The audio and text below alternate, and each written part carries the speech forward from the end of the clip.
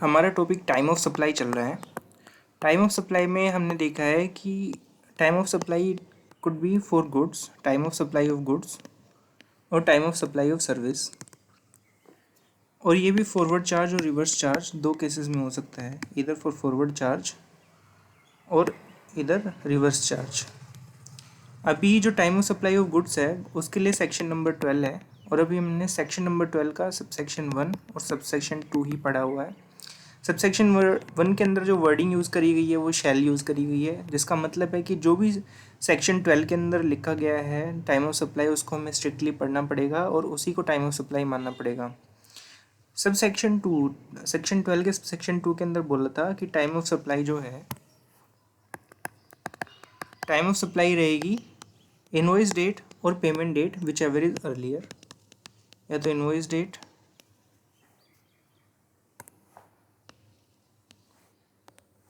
या फिर payment date, और इन दोनों में से जो भी अर्लियर होगी वो हमारा टाइम ऑफ सप्लाई कहलाएगा। तो in case of supply of goods, invoice date या payment date whichever is earlier is our time of supply. अब जो इनवॉइस डेट है इसके अंदर एक और बात लिखी गई थी कि या तो इनवॉइस इशू कर दिया गया हो, इट इज़ ऑलरेडी इशूड, या फिर last date to issue invoice, invoice का मतलब है tax invoice, last date to issue invoice has arrived. तो जो इनवॉइस डेट हमें कंसिडर करनी है, अगर इनवॉइस ऑलरेडी इशूड होगा तो जिस दिन का इनवॉइस बना हुआ है वो डेट हम कंसिडर कर लेंगे।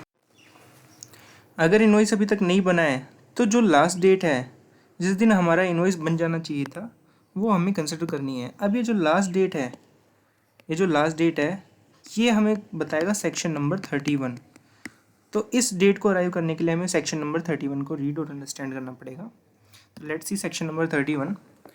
सेक्शन नंबर 31 सेज, अब सेक्शन नंबर 31 के अंदर बोला है कि एक रजिस्टर्ड पर्सन जो कि जीएसटी में रजिस्टर्ड है, जो सप्लाई कर रहा है टैक्सेबल गुड्स, यहाँ भी बात करी गई है गुड्स की। शेल, शेल का मतलब मस्ट होता है, जो यहाँ बताया गया है उसी को हमें स्ट्रिक्टली मानना पड़ेगा।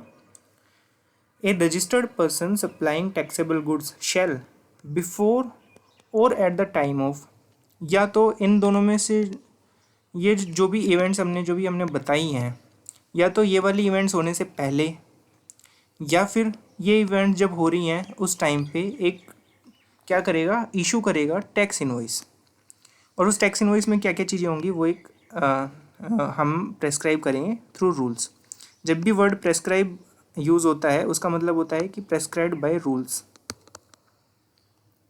और जब भी वर्ड नोटिफाइड होता है तो नोटिफाइड बाय नोटिफिकेशन, तो यहाँ प्रेस्क्राइब्ड है। तो अगर सिंपली इसको 3 टुकड़ों में देखें तो पहली लाइन में बोला गया है कि जब भी कोई सप्लाई होगी, टैक्सेबल सप्लाई होगी गुड्स की, तो एक टैक्स इनवॉइस इशू होगा और उसके जो पर्टिकुलर्स है वो रूल्स में प्रेस्क्राइब होंगे कि उसमें क्या डिस्क्रिप्शन देनी है, क्वांटिटी देनी है, वैल्यू देनी है। तो अब दोबारा से देखते हैं। A registered person supplying taxable goods shall before और at the time of removal of goods, जब भी गुड्स रिमूव हो रहे हैं, जब भी गुड्स फैक्ट्री से रिमूव हो रहे हैं, removal of goods section 2 clause 96 के अंदर डिफाइंड है removal of goods for supply to the recipient. जब रिसिपिएंट को सप्लाई करने के लिए रिमूव कर रहे हो, आप अपने एक गोडाउन से दूसरे गोडाउन में, फैक्ट्री से गोडाउन में या डिपो तक, कहीं भी आप एक यूनिट से दूसरी यूनिट में आप अगर गुड्स की मूवमेंट कर रहे हो तो वो रिसिपिएंट के लिए मूवमेंट नहीं माना जाएगा। रिसिपिएंट के लिए मूवमेंट तभी माना जाएगा जब आप गुड्स डिस्पैच कर रहे हो टू रीच द रिसिपिएंट। तो जब रिमूवल ऑफ गुड्स हो रहा है for supply to the recipient where supply involves movement of goods, तो जो यहाँ पे मेन चीज़ निकल के आ रही है वो है मूवमेंट ऑफ गुड्स।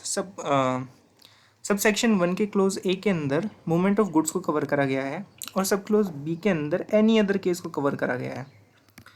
मतलब वो केसेस जिनमें मूवमेंट ऑफ गुड्स अराइज नहीं होता है, movement of goods take place नहीं करता है। अब ऐसी कौन सी सप्लाईज है जिसमें मूवमेंट ऑफ गुड्स नहीं होता? सपोज करो कोई बिल्डिंग है, अगर कोई बिल्डिंग की सेल हो रही है या कोई फ्लैट की सेल हो रही है तो फ्लैट की मूवमेंट तो होती नहीं है, तो उस केस के अंदर कंस्ट्रक्टिव डिलीवरी होती है। वहाँ मूवमेंट ऑफ गुड्स इन्वॉल्व नहीं होता है। तो क्लोज ए जो हम रीड करेंगे वो है मूवमेंट ऑफ गुड्स से रिलेटेड, क्लोज बी जो है वो जहाँ मूवमेंट ऑफ गुड्स नहीं हो रहा है। तो सबसे पहले हमें ये समझना पड़ेगा कि रिमूवल ऑफ गुड्स क्या है और रिमूवल ऑफ गुड्स के अंदर क्या क्या टेक्निकलिटीज़ हैं, पहले हम उसको समझते हैं। सेक्शन 2 सबसेक्शन क्लोज 96, जब भी क्या होता है कि डेफिनीशन वाला सेक्शन आपने देखा होगा, सेक्शन 2 ही होता है मोस्टली जो भी एक्ट होते हैं। जो सेक्शन 1 होता है किसी भी एक्ट का वो होता है शॉर्ट टाइटल एक्सटेंड कमेंसमेंट। उसका एक्ट का शॉर्ट टाइटल क्या होगा, एक्सटेंड क्या होगा, कमेंसमेंट कब से होगा। और सेक्शन 2 जो होता है वो डेफिनेशंस का होता है। और सेक्शन 2 के अंदर जो भी क्लोजेज होते हैं उनको सबसेक्शन ना बोल के क्लोज बोला जाता है। तो सेक्शन 2 सबसेक्शन 96 में डिफाइन करा गया है रिमूवल को। रिमूवल ऑफ गुड्स का मतलब क्या है? पहला, डिस्पैच ऑफ गुड्स। तो अब इसमें भी हमें समझना पड़ेगा कि जो सब क्लोज ए है वो डिस्पैच ऑफ गुड्स के बारे में बात कर रहा है, सब क्लोज बी जो है वो कलेक्शन ऑफ गुड्स के बारे में बात कर रहा है। तो डिस्पैच कहाँ से होगा? जब सप्लायर अपने यहाँ से डिस्पैच करता है so that goods is getting delivered to customer itself. Mr A is selling refrigerator to Mr B, और जो डिलीवरी है वो टेक प्लेस तब होती है जब बी के पास गुड्स पहुँच गया, तब फाइनल डिलीवरी मानी जाती है। मिस्टर ए की जो वेयर हाउस है, शोरूम है, फैक्ट्री है, वहाँ से लेकर के मिस्टर बी का जो भी लोकेशन है जहाँ डिलीवरी देनी है वहाँ तक जो रिस्क एंड रिवॉर्ड्स हैं वो मिस्टर ए के साथ ही हैं। अगर रास्ते में फ्रिज को कोई भी डैमेज होता है फ्रिज, तो मिस्टर ए की रेस्पॉन्सिबिलिटी है। तो उस केस में जो हमारा फाइनल डिलीवरी है वो जब बी के पास कंसाइनमेंट पहुँच जाएगा तब हो जाएगा। तो पहला वाला बोलता है dispatch of goods for delivery, जब डिलीवरी जा रही है कस्टमर के पास बाय द सप्लायर देयरऑफ और by any other person acting on behalf of such supplier. या तो मिस्टर ए अपने खुद के ट्रक्स के थ्रू भेज रहा है, अपने खुद के व्हीकल के थ्रू भेज रहा है, या फिर मिस्टर ए ने क्या करा कि हमने जैसे ऑर्डर दिया मिस्टर ए को, बट मिस्टर ए का टाई अप है मिस्टर डी के साथ। जब भी कोई ऑर्डर मिस्टर ए के पास आता है तो चूँकि सपोज़ करो जो बी है उसने ए को ऑर्डर दिया और जिस लोकेशन पे बी रहता है उसके नियर बाई शोरूम है मिस्टर डी का, और मिस्टर ए का और मिस्टर डी का आपस में टाई अप है कि जब भी मिस्टर ए के पास ऑर्डर आएगा तो वो मिस्टर डी के यहाँ से डिस्पैच करा सकता है बी को।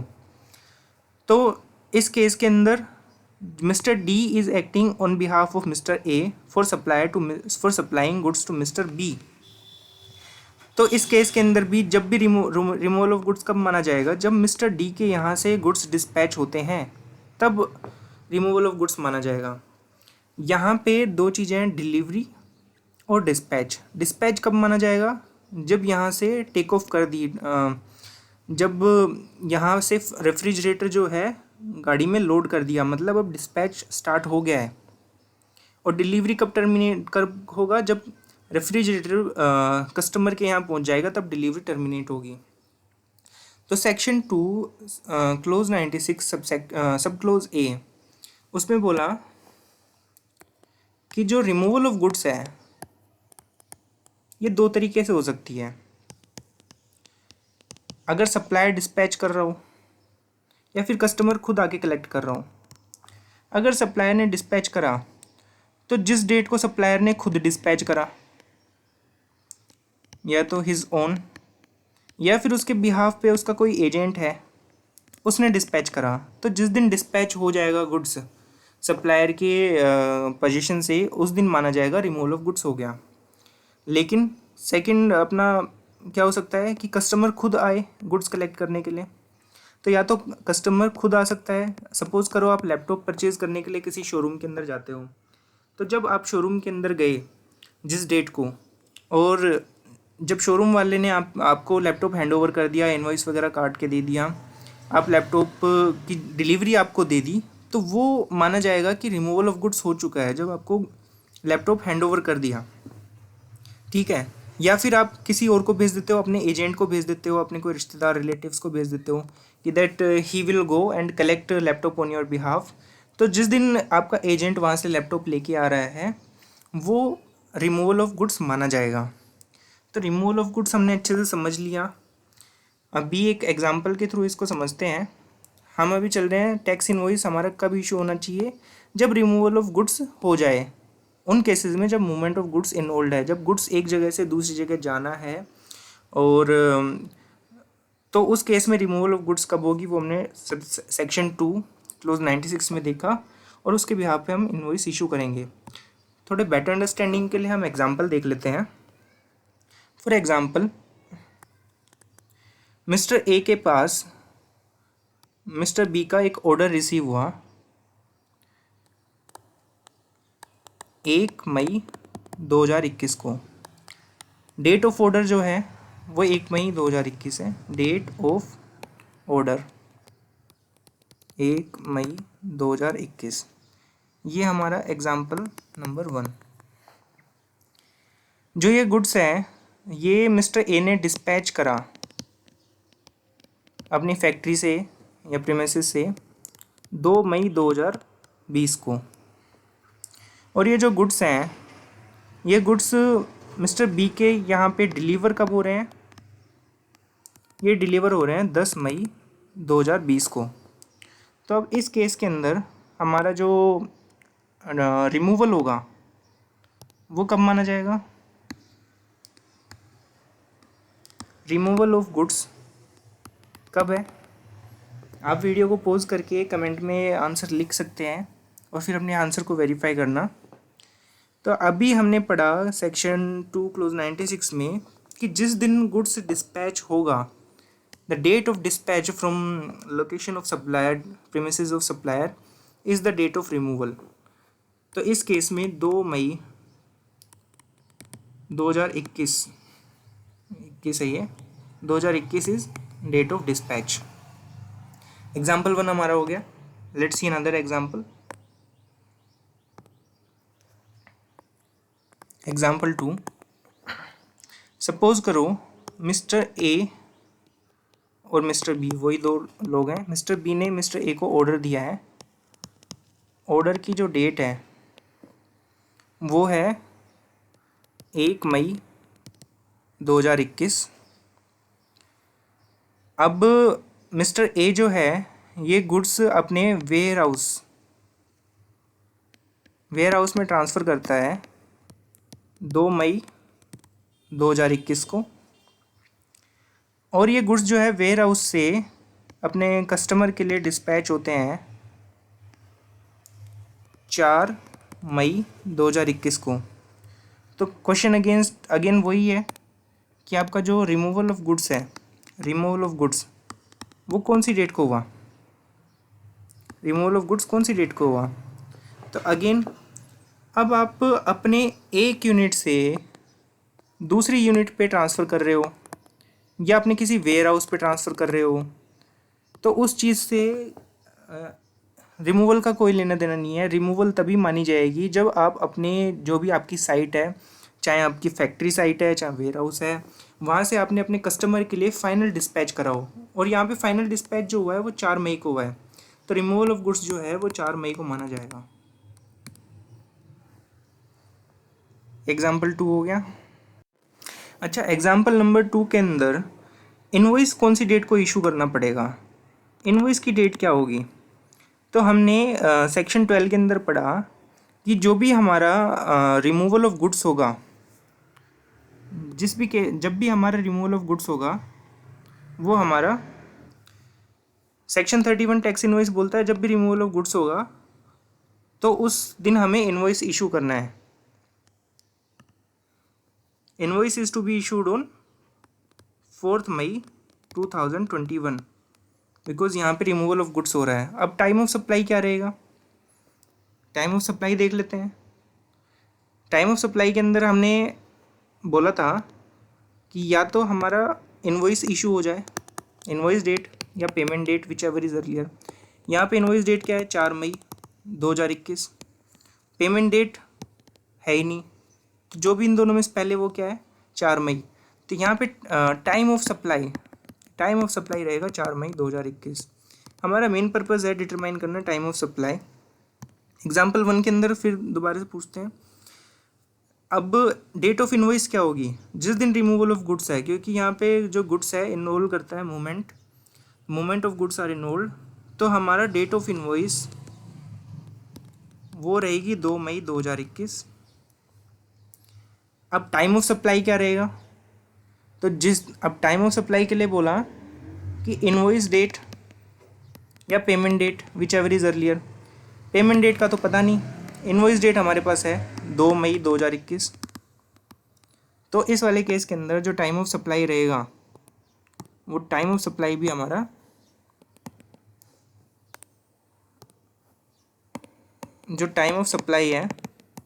वो हमारा रहेगा 2 मई 2021।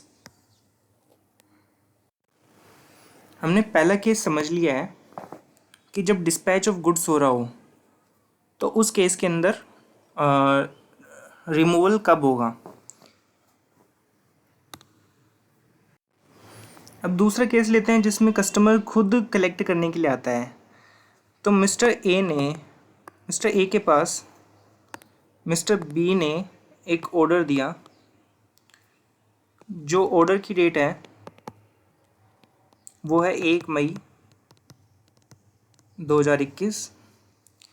मिस्टर बी जो है यहाँ पे गुड्स को कलेक्ट करने के लिए, लैपटॉप को कलेक्ट करने के लिए कलेक्शन डेट इज़ 2 मई 2021। तो अब इस केस के अंदर रिमूवल ऑफ गुड्स कब होगा, रिमूवल ऑफ गुड्स जो है वो डेट ऑफ कलेक्शन रहेगी। Removal of goods is the date of collection by customer. It means 2 May 2021। अच्छा, रिमूवल ऑफ गुड्स देख लिया। तो अब टैक्स इनवॉइस हमें कौन सी डेट को इशू करना है, what is the last date on which tax invoice need to be issued. तो ये डेट वही होगी जिस दिन हमने गुड्स को रिमूव करा है। It means 2 May 2021।